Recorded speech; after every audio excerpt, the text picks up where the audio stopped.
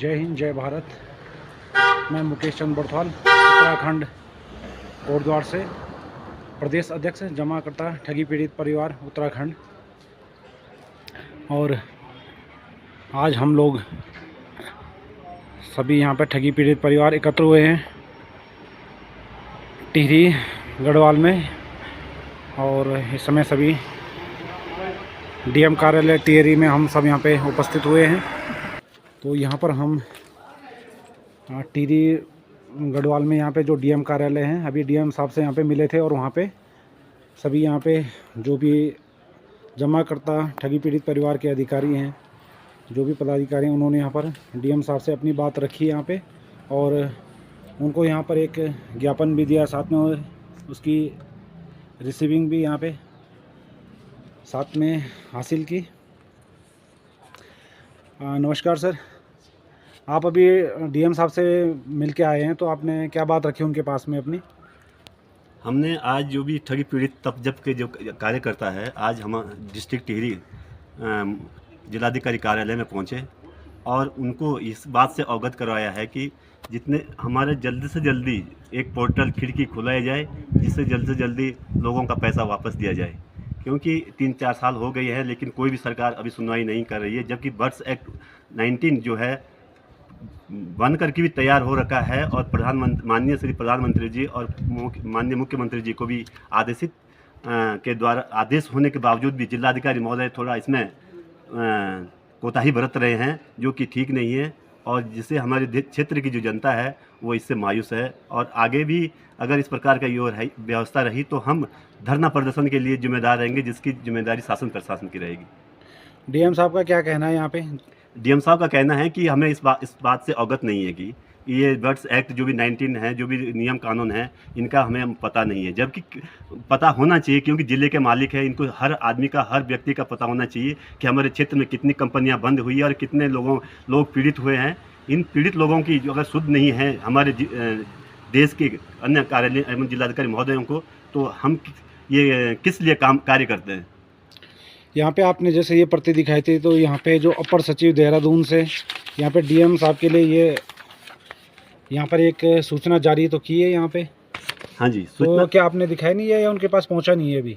ये उनके पास पहुँच चुका है, लेकिन फिर भी वो बता रहे हैं कि हमें इस बारे में पता नहीं है कि हम किस प्रकार से यह कार्य करें। ये हमसे जनता से पूछ रहे हैं, जबकि इनको इस बारे में इसके संबंध में सारा पता है। तो इतना बड़ा राज्य है यहाँ पे, अगर यहाँ पर जो भी ठगी पीड़ित हैं, अगर उनकी संख्या बल यहाँ पे ज़्यादा होता तो शायद डीएम साहब ऐसा जवाब न देते कि उनको पता नहीं है। हमारे साथ में देहरादून से जिलाध्यक्ष रामेश्वर प्रसाद जी, जिलाध्यक्ष देहरादून। टिहरी डीएम साहब को हमने आज जो है भुगतान काउंटर खोलने के लिए बताया। डीएम साहब ने जवाब दिया कि इसके बारे में हमें कोई पता नहीं है, जबकि शासन की चिट्ठी जो है 21 जुलाई 2024 को समस्त जिलाधिकारी को जो है उन्होंने शासन से भेज दी गई थी। इसके बावजूद भी उन्होंने मना कर दिया है। कुछ उन्होंने आपको सांत्वना दी कि इस पे वो स्टडी करके आपकी समस्या का कुछ निदान करेंगे? कुछ मतलब विश्वास दिलाया उन्होंने आपको? संतोषजनक जवाब तो नहीं मिला अभी तक। ठीक है। अब हमारे साथ में यहाँ पे ठगी पीड़ित जमाकर्ता परिवार के राष्ट्रीय अध्यक्ष सुखदेव सिंह शास्त्री जी। शास्त्री जी, क्या कहेंगे आप इस बारे में? नमस्कार दोस्तों, आज हम उत्तराखंड की पावन पवित्र भूमि श्रीदेव सुमन, जो यहाँ के जुझारू और कर्मठ कार्यकर्ता रहे हैं, नेता रहे हैं, जिनकी त्याग और तपस्या की मूर्ति सब लोग जानते हैं, जिनके नाम से यहाँ जो है विश्वविद्यालय आधारित है। आज उनकी कर्मस्थली, जन्मस्थली पर हम यहाँ पर उपस्थित हुए हैं और जिलाधिकारी महोदय को एक ज्ञापन दिया गया, जिसके आधार पर हमने ये निवेदन किया कि भैया जितने भी यहाँ लोग टिहरी गढ़वाल में ठगी पीड़ित लोग हैं, इनके आवेदन लेना आप प्रारंभ कर दीजिए। जिसके संज्ञान में उन्होंने ये बात रखी है, हमने उनको एक्ट भी बताया, शासनादेश की प्रति भी उनको साथ में संलग्न दे रखी है, फिर भी वो ये बात रख रहे हैं कि इसमें मेरा क्या रोल है। वो ये जानना चाहते हैं कि इसमें मैं क्या कर सकता हूँ आपकी सेवा में। ये उनका कहना था कि मैं इसमें क्या कर सकता हूँ। ये तो कोर्ट का आदेश है, कोर्ट को करना चाहिए और आपको जो है FIR दर्ज करानी चाहिए। इसके पश्चात इस पर जो है कोई कार्रवाई होगी। लेकिन ये इन प्रकारेण हमने जो है उनको आवेदन दे दिया है और उन्होंने ये आश्वासन दिया है कि हम इस तरह से टिहरी वो उधम सिंह नगर और हरिद्वार वालों से संपर्क करके आपके आवेदन लेना प्रारंभ करेंगे और जो भी इस पर कार्रवाई होगी फिर उसके आगे हम कार्रवाई करेंगे। तो उत्तराखंड के जो अन्य ज़िले हैं, क्या उनमें ये जो सिंगल विंडो है ये वहाँ पे ओपन हो चुकी है? वहाँ हाँ, पे लोगों के आवेदन लेने शुरू कर दिए उन्होंने? पिथौरागढ़ में, रुद्रपुर में और हरिद्वार में। उधम सिंह नगर हरिद्वार वही रुद्रपुर है, जिला है। हल्द्वानी में है, हल्द्वानी में आवेदन जमा बहुत पहले हमने जो जमा करवाए थे और वहाँ भी एक प्रक्रिया चल रही है। तो 3-4 ज़िले हमारे इस प्रकार से हैं जहाँ जो है आवेदन जमा लेने प्रारंभ हो चुके हैं। देहरादून में प्रक्रिया चल रही है, देहरादून का भी शासनादेश जारी हो चुका है। DM ने हमें आश्वासन दे चुका है। प्रत्येक तहसील स्तर पर SDM को निर्देशित कर दिया गया है। कार्यकर्ताओं की थोड़ा सा कमी है, कार्यकर्ता जाएँ और अपना आवेदन वहाँ जमा करें। तो देहरादून में भी एक प्रक्रिया प्रारंभ हो जाएगी और संभवतः मैं समझता हूँ कि 1 हफ्ते के पश्चात जो है आपकी टिहरी में भी जो है आवेदन लेना प्रारंभ करेंगे। ये हमारा विश्वास है, ये हम चाहते हैं और ये हमारी कामना है।